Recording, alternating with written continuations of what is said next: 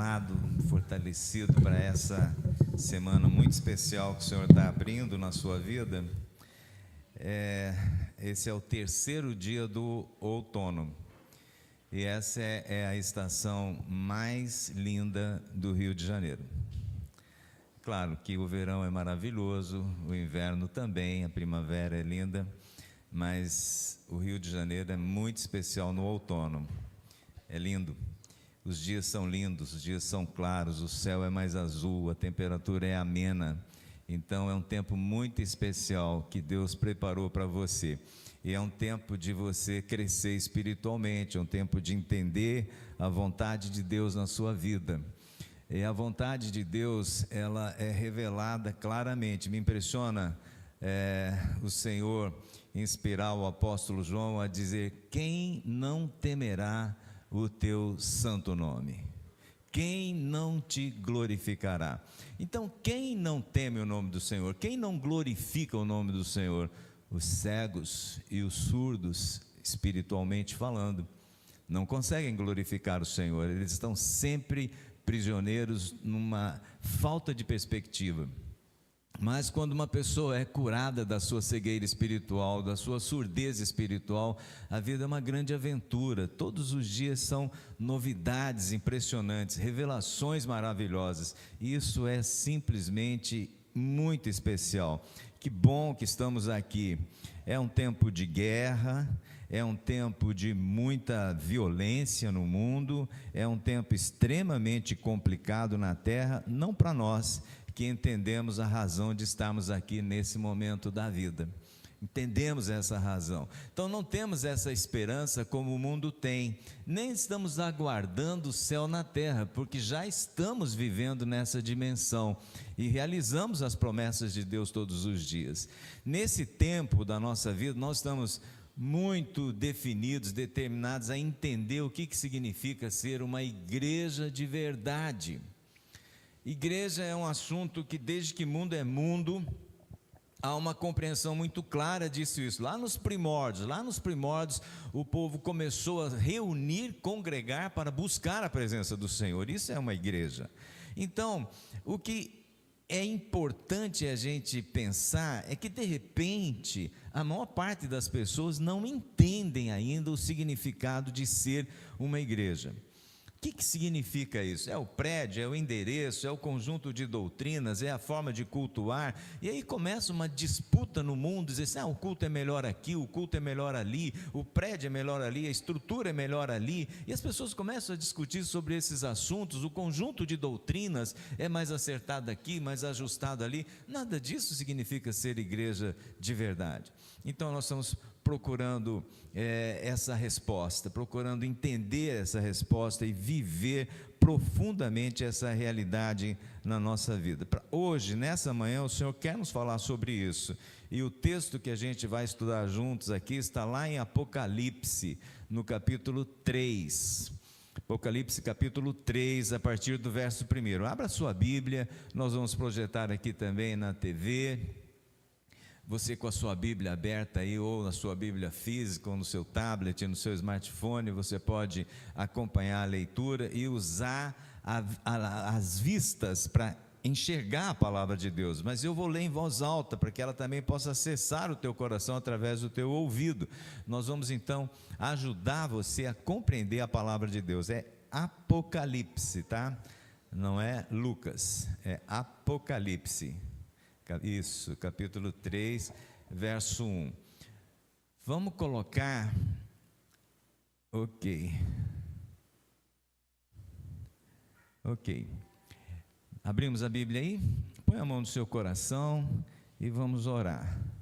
Então é interessante Deus escolher essa forma de falar conosco, não é? Ele escolheu, vou falar com eles assim. Podia ser um trovão, podia ser um relâmpago, podia ser uma onda muito forte, estamos tão pertinho do mar, né? Não, mas Deus decidiu falar através da voz de alguém. Essa é a maneira bondosa, maravilhosa em que Deus procura acessar a vida de cada um de nós, o nosso nível de compreensão. Põe a mão no coração e fala com Ele nessa manhã. Diz: Deus, fala comigo. Eu tenho ouvidos para te ouvir. Eu tenho olhos que o Senhor me deu para te ver. Bem alto, nesta manhã, eu quero te ver, eu quero te ouvir, eu quero entregar a minha vida, eu quero viver pelos motivos que o Senhor me fez, porque os meus motivos não têm dado muito certo não. Eu quero entender os teus motivos, em nome de Jesus, amém, amém. Versículo 1 diz assim: escreva esta carta ao anjo da igreja em Sardes. Esta é a mensagem daquele que tem os 7 Espíritos de Deus e as 7 estrelas. Sei tudo que você faz. Você tem fama de estar vivo, mas está morto. Desperte, fortaleça o pouco que resta, pois até mesmo isso está quase morto. Vejo que suas ações não atendem aos requisitos de meu Deus. Lembre-se do que ouviu e no que acreditou no princípio. Agarre-se a isso com firmeza. Arrependa-se. Se não despertar, virei subitamente até você como um ladrão. Há alguns em Sardes, no entanto, que não mancharam suas roupas com o mal. Eles andarão comigo vestidos de branco, pois são dignos. O vitorioso será vestido de branco. Jamais apagarei o seu nome do livro da vida, e confirmarei diante de meu Pai e de seus anjos que ele me pertence. Quem tem ouvidos para ouvir, ouça o que o Espírito diz às igrejas. O assunto igreja é extremamente importante para Deus. Por isso, ele escreve cartas à igreja. Essa pergunta que de repente veio à nossa mente, da vida da igreja, e nós começamos a pensar o que de fato significa isso, o que é vir aqui aos domingos, encontrar durante a semana, fazer congressos, eventos, o que significa isso? Algumas pessoas dizem, está ficando muito caro, estamos gastando muito dinheiro com isso. Outras pessoas dizem, eu tenho muito pouco tempo para fazer isso, mas de fato o que significa isso? O que é que nós estamos de fato fazendo aqui? Será que isso tem efetivamente algum impacto de revelar coisas que nós estamos perguntando a Deus e que ainda não compreendemos? Então, entender o que significa uma igreja de verdade é uma questão capital para a gente, porque isso é importante para Deus. Isso faz parte do imaginário, do plano, da forma como Deus quer se comunicar conosco. Então, precisamos entender isso aqui. E o Senhor vem ao nosso socorro para dizer, olha, o que significa ser uma igreja de verdade? Quais são os riscos que vocês correm em estando aqui, não compreenderem? Qual é o peso das escolhas e das decisões que vocês tomam acerca disso todos os dias na vida? Aonde isso está levando vocês efetivamente? Então, ele manda cartas às igrejas. Essa é a 4ª carta, e ele escreve essa carta a uma cidade que se chama Sardes, e ali em Sardes tem uma igreja. Sardes é uma cidade antiga, hoje ela não existe a não ser ruínas, e é muito interessante isso, de que a maior parte das igrejas que receberam cartas nessas cidades hoje são ruínas, uma coisa que já existiu gloriosamente no passado, mas que não se manteve. É uma forma importante de você pensar, hoje nós estamos aqui, temos uma oportunidade impressionante de ter uma revelação de Deus e entender a vida sob o ponto de vista da eternidade, e não permitir que a nossa vida seja algo que apagou-se da história, que deixou de existir, mas que nós estejamos construindo efetivamente marcos seguros para as pessoas que vão vir depois de nós. Sardes também hoje são ruínas, mas é uma cidade antiga. Ela existia 7 séculos antes do Senhor Jesus vir à terra. Então nós estamos falando que há 2.700 anos atrás existia uma cidade gloriosa, imponente, rica, influente, naquela região que hoje é a Turquia, aquela região conhecida como Ásia Menor. Existia ali uma cidade gloriosa, que tem impactos até hoje na vida de toda a humanidade. Por exemplo, essa questão de imprimir dinheiro, cunhar cédulas, para que facilitasse o comércio entre as pessoas. Isso começou em Sardes. Foi lá que alguém teve a ideia: para que levar essa quantidade de ouro nessas sacolas, se a gente pode imprimir aqui uma moeda que significa X quantidade de ouro? Então, a primeira moeda que foi cunhada foi em Sardes. Olha o impacto dessa cidade ao longo da história na economia mundial. Ali teve um dos homens mais ricos do mundo, e a riqueza dele estava associada ao ouro. E na época em que ele reinou naquela cidade, o rei Creso, a cidade era extremamente rica, muito importante. Ela foi construída numa colina. E naquela época isso era muito importante, porque as nações eram muito nômades e eles andavam de um lado para o outro, e às vezes o gado não procriou, não engordou, não sustentou a economia de uma tribo, ou a plantação deu errado, então eles tinham que migrar para um outro lado, para um outro lugar, em busca de comida e de recursos, e muitas vezes os recursos, a mentalidade de que a fortaleza era invencível, inexpugnável. Ali tinha realmente segurança, ninguém poderia acessar, ninguém poderia entrar ali. E de fato, muitas nações, muitas tribos, muitos povos tentaram tomar Sardes e não conseguiram, até que Ciro, o rei da Pérsia, chega lá no seu ímpeto expansionista de conquista, de aumento da sua importância, da sua riqueza, e ele chega ali diante de Sardes e quer conquistar aquela cidade. Ciro sempre é conhecido como um homem sagaz, um homem sábio, um homem que sabia observar as coisas, e ele observa a colina, ele vê que não é possível tomar como havia tomado tantas outras cidades, então ele para, ele pensa e ele descobre uma brecha naquela poderosa muralha. E ali um soldado persa se infiltra e abre as portas da cidade, e o exército de Ciro entra e toma conta da cidade. A cidade caiu porque tinha uma fragilidade. A cidade caiu porque, entrando um homem sozinho, não havia vigilância, não havia alguém que estava fiscalizando a cidade, guardando a cidade durante a noite. Então foi fácil um homem sozinho entrar, abrir as portas, e Ciro toma aquela cidade. Muitos anos depois, Ciro tinha uma característica: ele não destruía as cidades conquistadas, e ele dava às cidades conquistadas uma autonomia.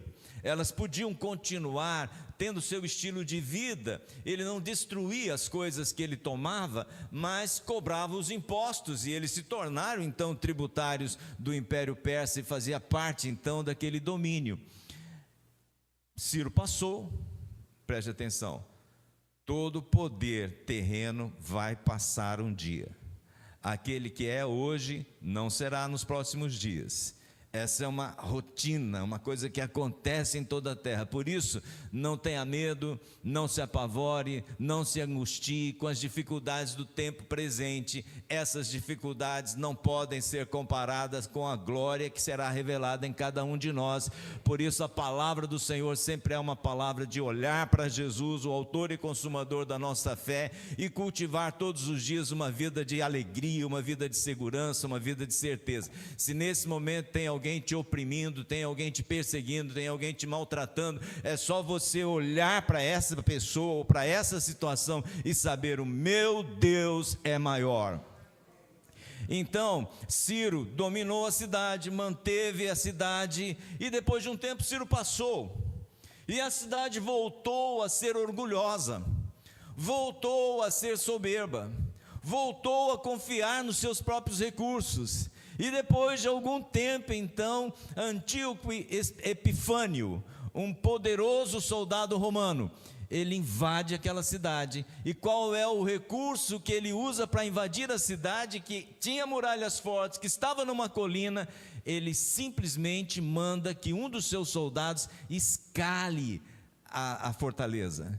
E ele sobe, ele entra e ele abre a cidade e o seu exército entra. Só que Antíoco Epifânio, ele tinha uma outra mentalidade: destruiu a cidade, completamente destruída. E por que a cidade foi destruída? Ela foi destruída porque não tinha vigilância, porque ninguém estava observando, ninguém estava cuidando. E a Bíblia adverte você todos os dias: guarda aquilo que você tem.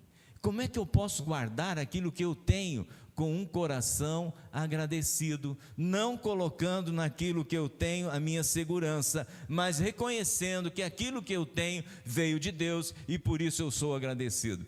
Essa é a maneira mais impressionante de você começar a viver os seus dias. As pessoas começam a viver os seus dias muito mal-humorados. De novo essa goteira, de novo esse fio, de novo essa luz queimou, de novo tem um problema na eletricidade, de novo não sei o que, não funcionou. Preste atenção, muda essa fórmula. Começa a dizer: graças te dou, Senhor, por esse teto, graças te dou, Senhor, por essa casa, graças te dou, Senhor, por essa cama, graças te dou, Senhor, por esse sono. Construa a maior fortaleza da vida, que é um coração agradecido. Os moradores de Sardes achavam que a segurança era aquela muralha forte, achavam que a segurança era estar numa colina, achavam que a riqueza da cidade dava para eles tudo aquilo que eles esperavam da vida. Isso não foi verdade. Nunca foi verdade e não será verdade na sua vida. A Bíblia diz que sábio é aquele que aprende com o erro dos outros e não aquele que apanha. É o que aprende observando o que está acontecendo à sua volta. Um coração agradecido produz essa capacidade de você ser vigilante, de você entender a sua vida sobre um outro aspecto. Amém? Interessante, muitas mulheres vivem com medo de serem traídas pelo seu marido, mas você não encontra muitas mulheres agradecidas pelo marido que tem. E eu vou dizer uma coisa para vocês: toda mulher que agradece a Deus pelo seu marido jamais será traída.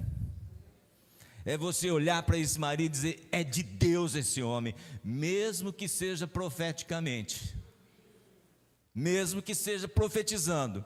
Mas é assim que se vive vencedoramente. Muitos homens são atraídos e seduzidos por pessoas que estão lá fora, que nem conhecem. Talvez não suportariam meia hora de conversa com essa desconhecida, mas está deslumbrada com uma desconhecida. Por que deslumbra com aquilo que está lá fora, que não lhe pertence? Porque não é agradecido pela mulher que tem.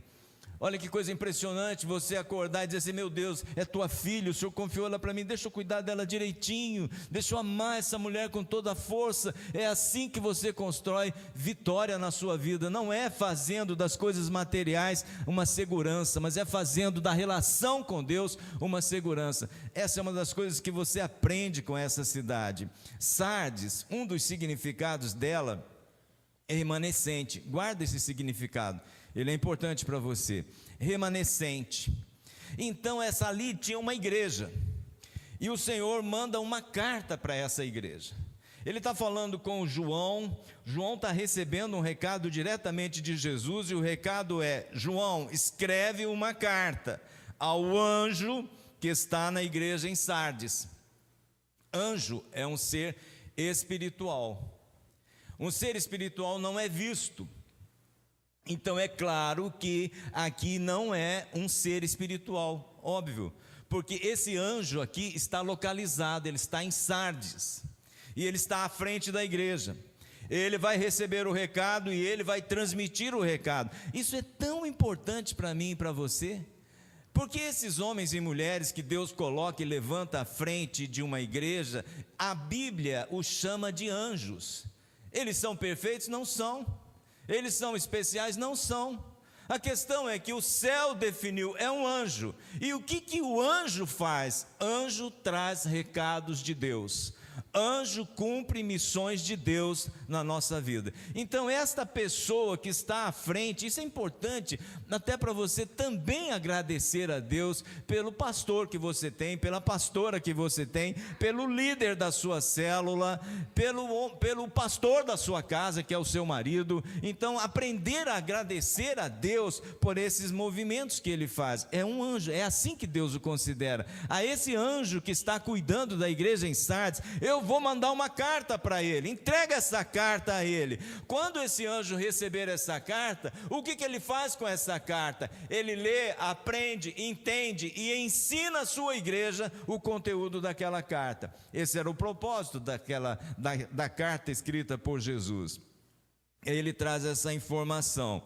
Esta carta, quem está enviando esta carta é aquele que tem 7 Espíritos de Deus e também as 7 estrelas. O livro de Apocalipse, muitas pessoas têm medo de ler, porque acham que ele é difícil de entender, porque ele usa muito dessa linguagem metafórica, que é capaz de resistir ao tempo. É uma linguagem que funcionou há 2000 anos atrás, mas que ao longo desses 2000 anos, sempre trouxe clareza para a vontade de Deus. Quando ele diz, quem está escrevendo a carta? É o que tem os 7 Espíritos e tem as 7 estrelas. Qual é o significado disso? Isso está profundamente ligado a Isaías capítulo 4, onde os 7 Espíritos de Deus são descritos. Mas a ideia aqui, bem simples, é você entender, 7 é um número pleno, é um número completo, é um número absoluto, é o número da perfeição. Então, quando diz aquele que tem os 7 Espíritos, ele é puro, ele é perfeito, ele é completo, não falta absolutamente nada, indica exatamente a plenitude. Quem está escrevendo esta carta? É aquele que tem a plenitude, mas ele também tem as estrelas, e as estrelas funcionavam naquela época para dirigir as navegações. Eles não tinham bússola, eles não tinham esses métodos de precisão, eles se guiavam pelas estrelas. Então o significado aqui é aquele que tem perfeitamente a direção para as nossas vidas. Então é aquele que sabe todas as coisas, é aquele que tem completo controle, é aquele que tem a absoluta direção para as nossas vidas. Não é relativo, é pleno, é completo. É esse que está escrevendo esta carta. É como se ele dissesse para nós hoje: olha, prestem atenção, o segredo da vida está aqui, a compreensão de uma existência plena está aqui, a solução para o dilema e a luta que você está envolvido nesse momento da sua vida está aqui. Preste atenção nesta carta. Esse é o significado dessa expressão, está vendo? Não é tão complicado. 7, perfeição, plenitude, espírito. Então não é aquilo que eu posso ver, que eu posso tocar, mas que está absolutamente claro na forma de conduzir, porque existe uma direção, existe um passo a passo. Se você for aqui, virar à esquerda, depois na primeira à esquerda novamente, depois na segunda, na primeira à esquerda novamente, então você chega nesse lugar. É uma decisão, é uma indicação muito clara, muito tranquila. Quando ele diz, olha, quem está escrevendo essa carta é aquele que tem a plenitude da direção, é aquele que tem a plenitude do conforto, é aquele que tem a plenitude de todas as coisas. Então ele está dizendo, preste atenção no que você vai ouvir daqui para frente. E aí então a primeira observação que ele faz para aquela igreja e para a nossa vida nessa manhã é: sei de tudo que você faz. Sei de tudo. A sua mulher pode não saber, o seu marido pode não saber, seus filhos podem não saber, seus pais podem não saber, o governo pode não saber, os órgãos de inteligência do governo podem não saber, mas preste atenção, Deus sabe. Tem algo importante para mim e para você aqui nessa manhã. Talvez você esteja inseguro de coisas que você fez na vida. Talvez você esteja sendo acusado pelo diabo, que é um acusador, que te visita todos os dias acerca das coisas erradas que você pensou, que você escolheu, para que você não tenha paz e não saiba como definir a sua vida. Então preste atenção: o perfeito, o absoluto juiz, aquele que tem o poder de recompensar, aquele que tem o poder de condenar, aquele que era, que é e sempre há de ser, o Todo-Poderoso, Ele sabe tudo o que você fez, e você está aqui nessa manhã. Então nitidamente o Senhor disse aos habitantes da igreja lá daquela cidade, e Deus está dizendo a cada um de nós nessa manhã: apesar de tudo que você fez, eu não desisti de você, por isso você está aqui. Olha, isso eu não sei para você como que funciona, mas quando eu ouço isso, eu sinto nitidamente o Senhor dizendo: vamos começar de novo. Pode ser que o resultado até esse momento da vida não seja bom, e você está amargurado com os resultados da sua vida até esse momento. Então quando o Senhor vem e te visita dizendo: eu sei tudo o que aconteceu, eu sei antes que tivesse acontecido, eu sei tudo que você pensou, tudo que você sentiu, está tudo muito claro diante de mim, mas você está aqui. Então essa é uma esperança, percebe? É uma revelação de esperança para produzir uma organização interna que traga força, que traga disposição para você lutar. Nunca acredite em coisas: não tem mais jeito, agora está tudo perdido, danou-se tudo. Não acredite nessas coisas, são enganos, são mentiras do diabo, porque aquele que conhece todas as coisas te manteve vivo e te trouxe aqui nessa manhã, e permitiu com que naquela época pessoas recebessem esse recado, para elas entenderem a esperança. A esperança. O diagnóstico pode ser ruim, o resultado do exame foi caótico, você está com medo disso, você está preocupado com isso, essas coisas estão assombrando a sua vida, e o Senhor te visita para dizer: sei de tudo isso, e eu estou no absoluto controle de todas as coisas, e essa é a explicação de você estar aqui. Então ele diz assim: mas tem uma questão que eu quero tratar com você. Qual é a questão? Qual é a primeira questão que Deus quer tratar com aquela igreja? Não viva de aparência. Não viva de aparência. Você finge que está vivo, mas você está morto. Você parece para as pessoas que você é feliz, mas você não é.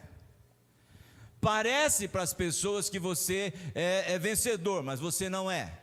Eu sei de tudo. Tem uma questão ali que muitas pessoas congregavam naquele lugar e participavam daquelas reuniões, mas na realidade elas estavam presentes. Eu vi outro dia a história de um pregador que queria ensinar isso para a igreja dele, porque ele sentia que as coisas não estavam funcionando bem, então ele concebeu um sermão. Olha que pregador maravilhoso. Concebeu um sermão, e ele avisou então na igreja: no próximo domingo, nós vamos ter aqui um culto de mortos. Vai ser um culto esqueci o nome que ele usou. Era um culto que o corpo estaria presente. Então seria um culto para despedida daquele que morreu. E então as pessoas, aquilo construiu uma expectativa muito grande. Muita pessoa que não vinha na igreja ficou sabendo: olha, domingo vai ter um culto lá, é a despedida de alguém que morreu, a gente nem sabe quem é, mas vai ser domingo lá na igreja, domingo de manhã. Resultado: domingo de manhã a igreja lotada, lotou a igreja. Você vê o poder das redes sociais, o poder dos comunicados bem feitos, né? O poder do boca a boca. Aí quando o pessoal chegou na igreja, estava lá uma música muito silenciosa e um caixão no púlpito. E aí então o pastor assume e diz assim: quem quiser agora se despedir, nós estamos sepultando a igreja, pode vir aqui e trazer a sua palavra de despedida. É uma coisa que faz muito, né? Assim, chega lá no morto, fala tudo que você não falou logo para resolver tudo isso aqui, né? Então, estava lá o caixão. E aí as pessoas começaram a sair, curiosos, né? Saíram e vinham e passavam no caixão. Quando chegava no caixão tinha um espelho. E quando a pessoa olhava ali, era ela o morto. Esse foi o sermão de domingo. E a pessoa já descia chorando, já descia quebrantada, dizendo: olha, é verdade, eu estou morto. A igreja morreu. A igreja morreu. É o que aconteceu em Sardes. As pessoas faziam cultos maravilhosos, tinham músicas excelentes, tinha atrativos maravilhosos, tinha rifa, tinha bingo, tinha cantata, tinha tudo o que acontece nessas reuniões coletivas da igreja, mas não tinha vida. Não tinha a presença dos 7 Espíritos de Deus, não tinha as manifestações do amor de Deus, não tinha aquilo que Deus mais exige daqueles que o buscam, santidade. Era uma igreja que estava vivendo naquela cidade como a cidade vivia. Então ela parecia que era, mas ela não era. Então ele concebeu esse sermão, disse: olha, passa aqui e despede. E ali tinha um espelho, e as pessoas então viam o seu próprio rosto. Você parece que está vivo, mas você está morto. Mas a carta é para avisar, e o aviso é desperta. Esse é o aviso, despertamento. Esse é o aviso. O que significa para você despertamento? Então, muitas pessoas podem dizer que despertamento é uma reunião animada. E eu vou dizer para você: não, não é. Muitas pessoas podem dizer para você que despertamento é um lugar onde todo mundo falou em línguas. E eu vou dizer para você: não, não é. Muitas pessoas podem dizer que despertamento é você participar de algo que é empolgante, que é algo que deu arrepio na coluna, no braço, os cabelos da cabeça ficarem em pé. Eu vou dizer para você: não, não é. Isso é uma catarse, isso não é despertamento. O que o Senhor Jesus manda para aquela igreja, diz: desperta, para que você possa fortalecer aquilo que já está quase desaparecendo da sua vida. O que precisa fortalecer é aquilo que está quase desaparecendo de você. E nessas catarses coletivas é como se a emoção fosse resolver. Não, enquanto você estiver vivo, você vai ter emoção. Então o que é que precisa voltar a acontecer? O que precisa ser fortalecido, que é muito pouco? Então deixa eu dizer para você, são coisas muito simples. Por exemplo, ler a Bíblia todos os dias, com fome e com muita sede. Ler a palavra de Deus. Mas eu faço isso todos os dias. Sim, muitas pessoas fazem. Só que a Bíblia não é um livro de ler. A Bíblia é um livro de obedecer. Talvez falte na sua leitura da palavra de Deus um finalzinho, um passo final do seu momento de meditação, você dizer: o que eu entendi, o que eu aprendi, como eu coloco isso em prática, qual é o lugar que eu vou praticar isso, aonde eu começo a realizar isso que eu aprendi aqui nessa leitura da palavra de Deus. Tem que ter um ponto de decisão na sua leitura bíblica.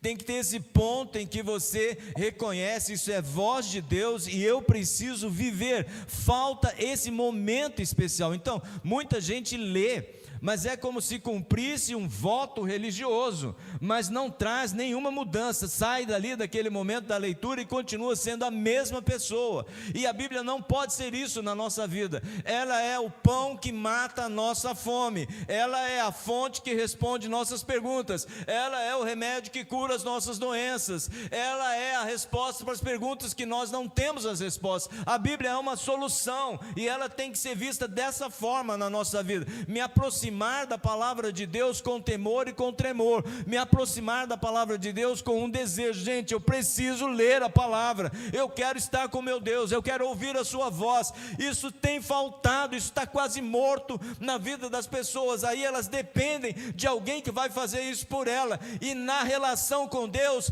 não funciona. O que é que está quase morrendo? Leitura, exame da palavra de Deus. ler a palavra de Deus como algo que vai ser a solução para o problema impressionante. Gente, tem experiências impressionantes com a palavra de Deus, de uma direção muito clara. Eu sei o que Deus quer nesse momento, então levanta e faz exatamente aquilo que Deus mandou você fazer. Isso está faltando, isso está quase morto na vida das pessoas. Ele diz em seguida: eu vejo que as suas ações não atendem aos requisitos do meu Deus. Então, quais são os requisitos de Deus? Como é que eu vou saber quais são os requisitos de Deus? Como eu vou saber quais são os requisitos de Deus para esse terceiro dia de outono, esse 22 de março? Quais são os requisitos de Deus para Ele defender a minha vida? Não teve um instante desses últimos dias que o diabo não rugiu ferozmente com você para dizer: vou matar, vou matar, vou matar. E Deus disse: não mata, não mata, não mata, não toca nele, não toca nela. E ninguém pôde fazer nada com você. Por que Deus te defendeu dessa forma? Porque tem uma coisa que tem que ser feita através de você, e que ninguém vai fazer se não for você. É um assunto entre você e Deus, e esse assunto entre você e Deus só você descobre quando você lê a palavra de Deus, quando você transforma essa leitura numa decisão, e quando você começa a praticar aquilo que você leu. Porque quando você pratica o que você leu, alguém vai dizer para você: isso é de Deus, isso me ajudou. Entenderam? A palavra de Deus tem que produzir uma mudança na minha vida, e essa mudança vai impactar a vida das pessoas que estão à minha volta, e eu vou ter um interesse genuíno de compartilhar com eles aquilo que eu aprendi de Deus. Está faltando isso. Mas será que não está faltando também a oração? Sim, está faltando a oração. A oração, vamos chamar aqui as pessoas para um churrasco no domingo que vem. Picanha vai chegar aqui no domingo que vem. A igreja vai lotar. Todo mundo que vai passar por perto de você vai vir. Mas vamos mudar a conversa. Não vamos fazer um churrasco no domingo que vem, não. Nós vamos fazer uma reunião de oração, 6 horas da manhã, sem comida. Quem vai vir? Acho que o pastor tem que vir, porque ele marcou, ele vai vir. Né? Pode acontecer também daquele rapaz jovem ainda, que estava em casa dormindo domingo de manhã, e a mãe chega para ele e fala: acorda, filho, está na hora, 8h30. Ele vira para o lado e continua dormindo. Passa 5 minutos, ela volta: acorda, filho, 8h40. Passa um minutinho, ela volta: acorda, meu filho, já são 8h50, acorda. Ele vira assim: para quê? Eu vou dormir mais. Não, você tem que acordar. E ela continuou de 10 em 10 minutos. Quando é 9h30, naquela insistência, ele fala assim: você não entendeu, eu vou dormir. Não, você tem que ir à igreja. Não vou hoje. Como você não vai? Você é o pastor. O que é isso? Falta de oração. Será que não está faltando oração na vida da igreja nos nossos dias? Qual que é a maior evidência de uma morte espiritual? Não tem vontade de falar com Deus. Falar com Deus tornou um peso, se tornou uma obrigação. Você imagina, você não consegue falar com o prefeito da cidade, você não consegue. Para você falar com o prefeito da cidade, você tem que ter um amigo do meu pai. Você tem que ter um cara assim, para fazer uma apresentação. E aí então essa pessoa vai falar: não, atende que é meu amigo, é amigo do meu pai. E aí então vai abrir uma porta para você falar. Quanto tempo leva isso? Sei lá, pode levar uma semana, pode levar meses. Agora eu fico pensando, gente, eu posso acessar agora o Todo-Poderoso, o Criador dos céus e da terra, aquele que abre, que para me ouvir, aquele que tem a capacidade de ouvir 8 bilhões de orações ao mesmo tempo, e olhar para cada uma delas apaixonadamente e amorosamente, aquele que tem o poder de responder à oração. Por que pouca disposição para orar? Você quer um sintoma mais claro de uma morte espiritual? É uma vida sem orar, é uma vida sem ter esse recreio maravilhoso, esse momento de você se colocar na presença de Deus e sair dali resolvido. Algumas pessoas vieram até o altar e oraram nessa manhã. será que saíram resolvidos? Alegres e felizes? Ai, aquela duplicata está paga. Aquele diagnóstico foi cancelado. Sim, porque quando você ora, quando você coloca alguma coisa diante de Deus, você tem que sair dali dando glória a Deus e dizendo: graças te dou por aquilo que o Senhor fez na minha vida. Jesus condenou o ver para crer. Ele exaltou e realçou e elogiou aqueles que não viram e creram. São esses os que saem justificados dos seus momentos de oração. Então, o que é que essas pessoas em Sardes tinham? Que elas pareciam mais cadáveres do que pessoas vivas. Essas práticas tão necessárias, tão importantes na vida de alguém que se relaciona com Deus, estavam evidentes e tinham mostras muito inequívocas de que aquilo estava funcionando. Cada um chegava contando novidades ao seu irmão, daquilo que havia lido lá no profeta Oséias, daquilo que havia lido lá em Malaquias, daquilo que havia lido lá nos Salmos, e compartilhavam aquilo como se fosse a última novidade, e aquilo incendiava o coração de alguém e a vida florescia. Isso não estava acontecendo. Não tinha o valor da leitura da palavra de Deus e não tinha o valor da oração cultivado. E dessa ausência, então, também não tinha amor, não tinha comunhão, não tinha uma compaixão pelas pessoas que estavam voltando, que estavam distantes. A primeira recomendação daquela carta é: desperta, acorda, acorda. Essa foi a primeira recomendação do Senhor Jesus. Não é diferente nos nossos dias. Essa é a primeira recomendação do Senhor Jesus: acorda, desperta. Existe uma razão para você estar aqui. Você vive essa razão? A segunda direção que ele diz agora, já partindo para a construção, para a restauração, ele diz: eu quero dizer para você como é que você pode voltar a sentir e a viver uma vida de progresso contínuo na presença de Deus. Então, lembre-se. A segunda recomendação: lembre-se. Do que eu lembro? Do que você lembra? Seria interessante você pegar hoje como exercício e dizer as 3 coisas que eu lembro mais importantes da minha vida. E alguém vai dizer: o meu filho. Gente, é impressionante isso. Segurar no colo o meu filho, o primogênito, aquele coisa tão pequenininha. Aquilo foi impressionante para mim. Ele nasceu prematuro, ele nasceu com 8 meses. Então, quando a mãe dele olhou, eu falei assim: gente, mas ele é tão feio.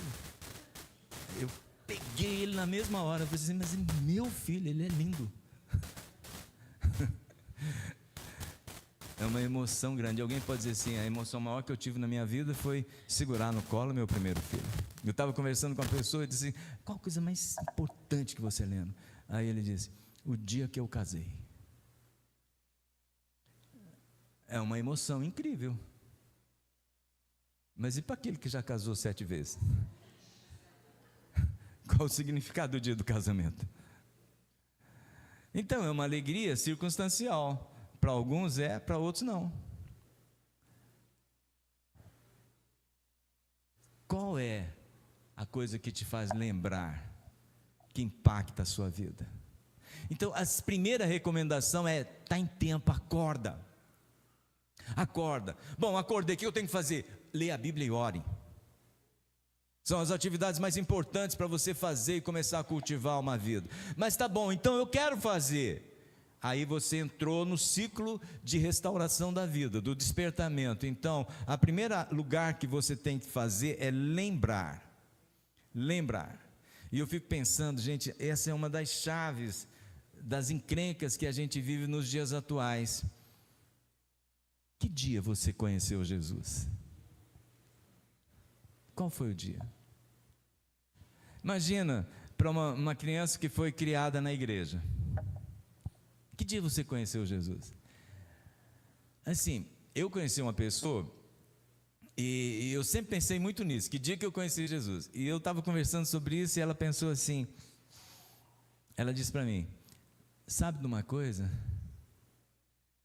Eu não tenho um dia em que eu conheci Jesus, porque eu sempre andei com Jesus. Ela era muito nova, muito bonita, e sabe de uma coisa? Ela nunca ficou com ninguém, ela nunca foi numa balada, ela nunca tomou um gole de cerveja, ela nunca tomou uma dose de uísque, nunca fumou um cigarro, nunca fumou um baseado, nunca se envolveu em conversas imorais, nunca. O primeiro garoto que ela beijou, ela casou com ele.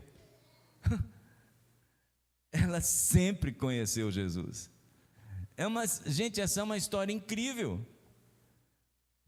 Essa é uma grande história. Essa é a história que eu queria ter vivido. Tive chance de viver e desperdicei. Nunca ter saído da presença do Senhor. Mas infelizmente, a maior parte das pessoas não tiveram essa vida. Estavam lá na sarjeta, estavam lá no esgoto, e de lá daquele esgoto, um dia conheceram Jesus e saíram daquele. Esse dia tem que ser inesquecível. Lembra, o que eu tenho que lembrar? Do dia que eu conheci Jesus. Como foi isso na sua vida? Se você quer hoje viver um processo de restauração, de despertamento na sua vida, tem que visitar esse dia. O dia que você conheceu Jesus. Onde você estava?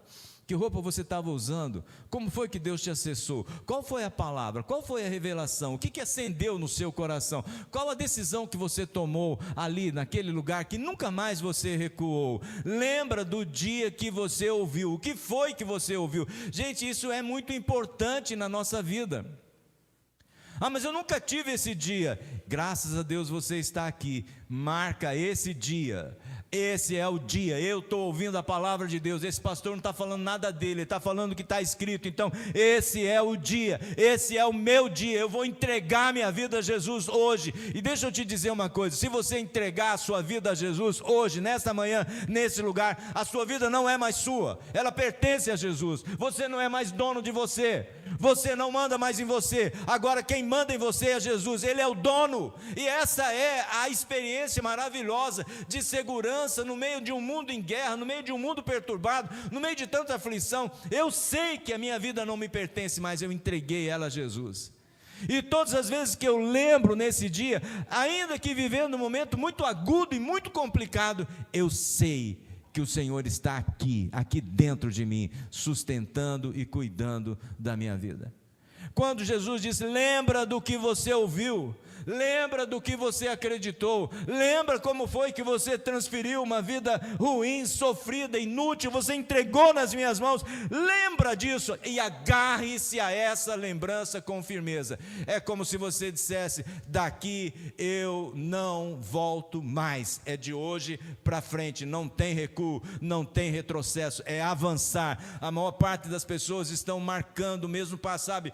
Tem pessoas que a gente conversa com ela hoje é a mesma coisa que ela conversava em 1927. Graças a Deus não conheci ela em 1927, conheci ela mais recentemente, porque fala a mesma coisa, é o mesmo assunto, é a mesma conversa o tempo todo. Não, a nossa conversa tem que ser diferente todos os dias, tem que ter uma experiência nova todos os dias. Você tem que aceitar o desafio de que a sua vida é como a luz do amanhecer, vai brilhar momento a momento até ser dia perfeito. Esse é o nosso objetivo. É nessa direção que nós estamos caminhando. Lembre-se do que você ouviu e acreditou lá no princípio. Lembra-se daquilo que fez você jogar a carteira de cigarro fora, a maconha fora, a bebida fora, o adultério fora, a prostituição fora. Isso não tem mais na minha vida. Lembra desse dia, agarre-se a isso com firmeza, se você quer viver então uma experiência de despertar espiritualmente. Não é sobre fazer um grande movimento, não é. É uma coisa entre você e Deus, que impede você de voltar atrás.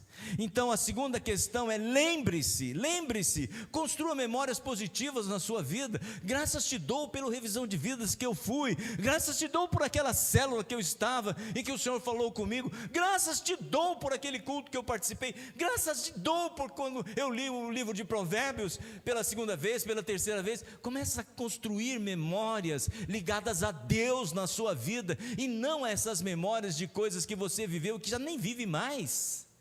Lembre-se daquilo que trouxe esperança no seu coração e agarre-se a isso com firmeza. A terceira recomendação para aquele que parece que está vivo, mas está morto, é: arrependa-se. Arrependa-se.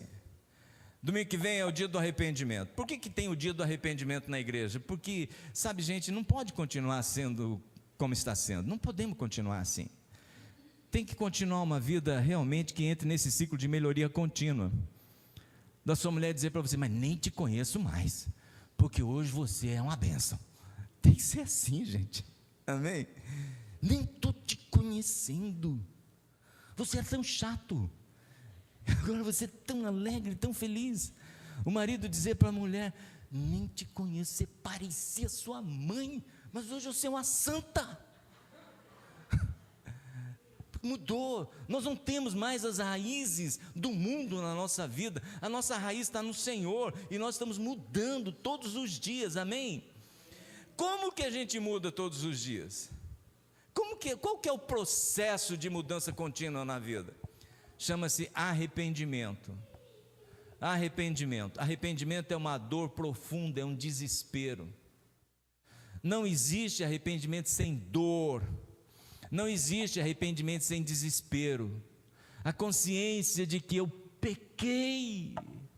Quando Natã chega diante de Davi, homem de Deus, ungido para ser rei, mas que um dia na vida começou a distrair-se, o profeta chega, ele não reconhece o homem de Deus, ele trata como se fosse um homem qualquer. O homem conta a ele uma parábola, ele reage àquela parábola insensivelmente, querendo ser um executor da justiça no mundo. Então o profeta diz: esse homem, rei, é você. E ele então cai do pedestal, cai do trono, boca no pó. Ele diz: pequei. Isso é arrependimento, é uma consciência de que isso não agrada a Deus. Quando isso tem que acontecer na minha vida? Todos os dias. Essa é a melhor escolha sobre entrar num processo de despertamento espiritual. Ser arrependido todos os dias. Ser arrependido, ter a coragem de dizer: Pai, sonda meu coração, vê se há em mim algum caminho mau. Então o Espírito de Deus, que conhece todas as coisas a seu respeito, diz: sabe aquela madrugada, sabe esse pensamento que acessa a tua vida recorrentemente, isso não agrada a Deus. E você poder dizer: pequei contra os céus, pequei contra ti. Sabe o que é uma experiência de arrependimento? É um lugar que seguramente você não volta facilmente. Mas esse lugar na nossa vida não é uma experiência única. Eu me arrependi em 1974. Não, isso não conta mais. Eu não tenho mais o 1974 na minha vida. O que eu tenho é o hoje. E eu tenho que ser arrependido hoje. Se eu quero viver uma experiência de restauração, de despertamento na minha vida, arrependimento deve ser a minha característica. Todo arrependido sabe que o Senhor Jesus virá a qualquer momento. A qualquer momento. Todo arrependido sabe que vai ser num piscar de olhos, e o céu vai se abrir, e o Senhor Jesus vai retornar, e nós estaremos prontos para recebê-lo. Ele diz que lá em Sardes haviam alguns que não mancharam suas roupas com o mal. Por isso o nome remanescente. Lá em Sardes, apesar de que a cidade toda estava impactada, influenciada pela cidade, a igreja toda estava impactada, influenciada pela cidade, haviam pessoas que não. Quando o sacerdote ia entrar no Santo dos Santos, ele não podia entrar com a roupa que ele veio, Então tinha uma sala, e naquela sala ele despia a roupa que ele veio da rua, e ele tomava um banho com uma água que era especialmente preparada para lavar os sacerdotes, e então ele vestia as vestes de entrar no Santo dos Santos, e com aquela roupa ele acessava a presença de Deus. O que o Senhor estava ensinando nesse memorial, nessa construção metafórica de limpeza e de pureza? Você não pode acessar a minha presença contaminado e sujo. Agora o Senhor colocou uma água que está disponível, poderosíssima para lavar a sua vida, é o sangue que foi derramado lá na cruz do Calvário. Como que você se apropria e recebe a bênção do sangue derramado lá na cruz? Pelo arrependimento. Para o sacerdote era chegar naquela sala, tirar a roupa que ele veio de casa, passou pela cidade, tira aquela roupa, toma aquele banho, põe a roupa adequada, a roupa que era separada para aquela celebração, e ele entrava então no Santo dos Santos. Como é que é isso hoje na nossa vida? Hoje na nossa vida, o tirar a roupa que veio do mundo, é esse momento de você reconhecer: andei num mundo mal, contaminado, meus olhos viram, meus ouvidos ouviram, essas coisas acessaram o meu coração, mas isso não agrada a Deus, e eu me exponho agora à régua de medir, que é Jesus Cristo, e eu vejo que eu sou reprovado, então eu clamo a tua misericórdia, e eu me arrependo diante do Senhor, e eu confesso os meus pecados. Então ele vai te vestir. Que veste ele vai te dar? As vestes da santidade. A igreja de verdade é uma igreja que caminha em santidade. Vamos dizer isso juntos? A igreja de verdade é a igreja que está no caminho da santidade. Em Sardes, poucas pessoas estavam nesse caminho. E hoje em Niterói? E hoje naquilo que envolve as nossas vidas? Qual é o caminho que seguimos? Então, o caminho deve ser o caminho da santidade. E essa santidade, ela não vai ser alcançada aqui, na nossa vida na peregrinação, mas ela será alcançada quando sairmos daqui e lavados e cobertos pelo sangue de Jesus, formos vestidos por Ele. Que veste Ele nos dará? As vestes da santidade, com a qual veremos o Senhor. Gente, que coisa linda é isso. É você saber que ao sair daqui, o sangue de Jesus te lava e te purifica, e você será vestido de branco, porque sem santidade ninguém verá o Senhor. Ninguém vai ter contato com o Senhor sem santidade. Ele é santo. Interessante parte do versículo 5 que diz: jamais apagarei o seu nome do livro da vida e confirmarei. Olha que coisa interessante. Eu quero compartilhar isso com você, porque foi muito forte quando eu entendi isso aqui na minha vida. Todo homem que nasce na terra tem um nome no livro da vida. Todo homem. Agora, ficar com o nome no livro da vida é uma escolha que todo homem vai fazer. Todo homem vai fazer. Então você não precisa pedir: Senhor, escreve meu nome no livro da vida. Ele vai dizer: teu nome já está escrito aqui. Então qual é a pergunta? Qual é o pedido que eu tenho que fazer? Sustenta-me no livro da vida, me dando o espírito da santidade. Isso é muito claro. Amém? Então, quando você faz a oração pela sua lista de salvação, você está fazendo uma oração por algo que Deus quer. Tem muitas pessoas que olham assim para a pessoa e dizem: mas esse aí não quer, mas Deus quer. E se você concorda que Deus quer, pronto, você e Deus são maioria. Não tem jeito, esse cara vai converter. Porque como é que ele vai afrontar Deus? Você pode dizer: esse aí nem que apareça Jesus aqui, ele converte. Você pode dizer isso, mas isso é a sua incredulidade. Mas hoje você aprendeu uma coisa: todos nós nascemos com o nome no livro da vida, mas o nome será confirmado. O nome será confirmado por Jesus. Quando eu entrar lá, com todas as minhas limitações, o Senhor vai olhar e dizer: epa, esse é meu. Esse é meu. Esse aí esse é o Serjão, Senhor, ele é meu. E o Senhor: então está confirmado. É o Senhor Jesus quem vai nos confirmar. Isso é lindo demais. Isso ensina você a orar sem parar de orar pelas pessoas que você está orando. Nas nossas células nós temos a nossa lista de salvação. Não desista de orar, porque se você concorda com Deus acerca da salvação dessa pessoa que está próxima a você, você fez maioria. Você e Deus são mais. A pessoa e o diabo são menos. Quem vai ganhar essa luta? O Senhor vai ganhar. O que ele precisa é de alguém aqui que não desiste de orar, que não desiste de interceder pela salvação dessa pessoa. Jamais apagarei o seu nome do livro da vida, e confirmarei diante do meu Pai e de seus anjos que ele me pertence.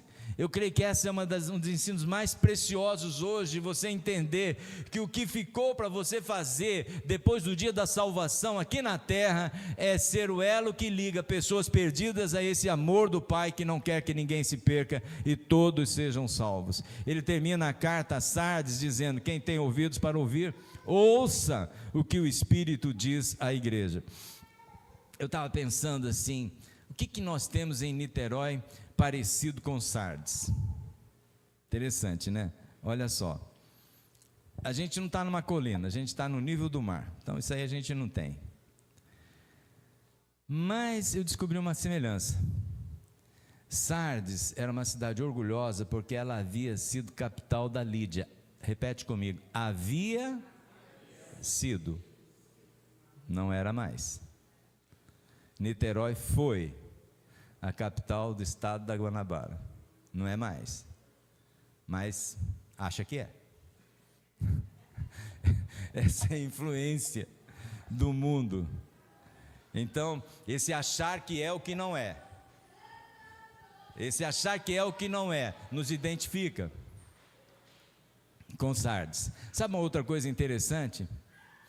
Niterói é a 21ª cidade no ranking das 5.000 e tantas cidades do Brasil em renda per capita.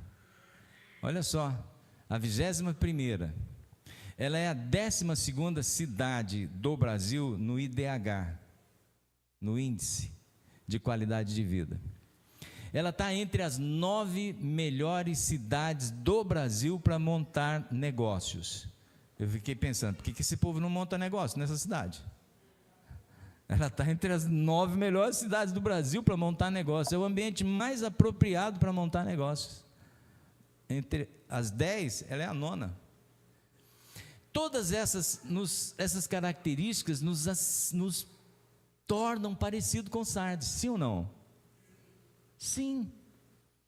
Aquela cidade foi rica, foi uma fonte de economia para a sua época, impactante no meio da cultura daquele tempo.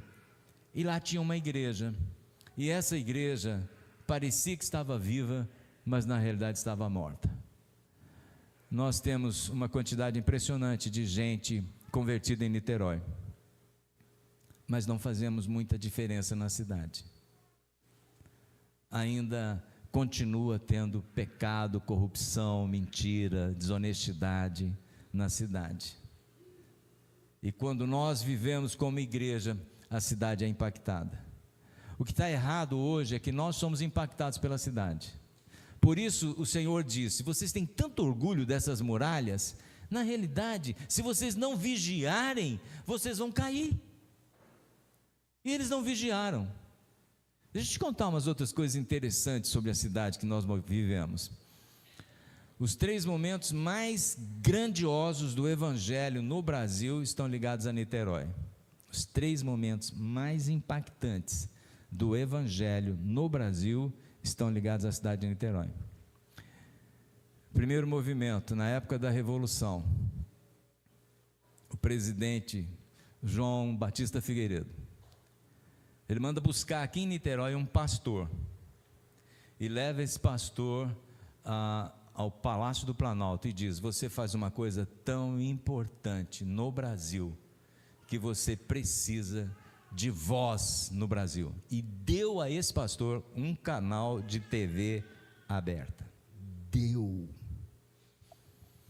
Isso é feito através de uma licitação, onde o maior lance leva uma TV aberta, Rede TV, que depois foi vendida.